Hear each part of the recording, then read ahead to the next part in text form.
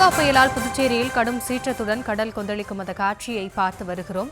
பல அடி உயரத்திற்கு கடல் அலைகள் சீற்றத்துடன் எழும்பி வருகிறது. அந்த காட்சிகளை பார்த்து வருகிறோம். டிட்வா புயல் எதிரொலியால் புதுச்சேரியில் கடல் கொந்தளிக்கிறது. அலைகளின் ஆக்ரோஷத்தால் கடற்கரை பகுதிகளுக்கு பொதுமக்கள் செல்ல தடை விதிக்கப்பட்டிருக்கிறது. தடையை மீறி சென்று ஆக்ரோஷ அலைகளுக்கு முன்பு செல்போனில் போட்டோ எடுத்து அத்துமீறக்கூடிய செயல்களும் அங்கு நடைபெற்று வருகின்றன. டிட்வா புயலால் புதுச்சேரியில் கடும் சீற்றத்துடன் கடல் கொந்தளிக்கக்கூடிய அந்த காட்சிகளை பார்த்து வருகிறோம். விவரங்களோடு இணைகிறார் நம்முடைய செய்தியாளர் கிருஷ்ணா.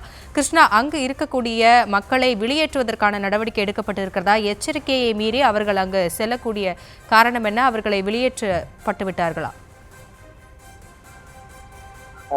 வங்கக்கடலில் உருவாகி இருக்கக்கூடிய இந்த டிட்வா புயல் காரணமாக புதுச்சேரியில் கடந்த 2 நாட்களாகவே கடல் சீற்றமானது மிகுந்த கொந்தளிப்புடன் காணப்பட்டு வருகிறது. மேலும் தரைக்காற்றுடன் இந்த புயலானது தற்பொழுது வீசத் தொடங்கி இருக்கக்கூடிய நிலையில புதுச்சேரிக்கு அருகே இருக்கக்கூடிய இந்த புயல் காரணமாக புதுச்சேரியில் கடந்த நேற்று முதல் தொடர்ந்து மழை பெய்து வருகிறது. விட்டு விட்டு கனமழையும் பெய்து வருகிறது.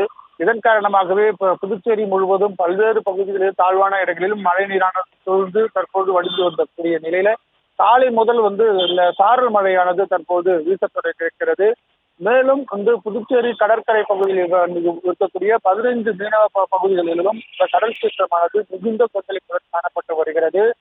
கடற்கரை ஓரமாக இருக்கக்கூடிய மீனவர்களுடைய படகுகள் மற்றும் வலைகள் அனைத்தும் கடலோர காவல் படையினர் பத்திரமாக மேடான பகுதிக்கு எடுத்து வைத்திருக்கிறார்கள். அது மட்டும் இல்லாமல் மாவட்ட நிர்வாகம், புதுச்சேரி அரசும் இதற்கு போர்க்கால அடிப்படையில் அனைத்து இயந்திரங்களும் முழு வீழ்ச்சியில் செயல்பட்டு வருகிறார்கள். அது மட்டும் இல்லாமல் 300க்கும் மேற்பட்ட பொதுமக்கள் தங்குவதற்கான இடங்களும் தேர்வு செய்யப்பட்டிருக்கிறார்கள்.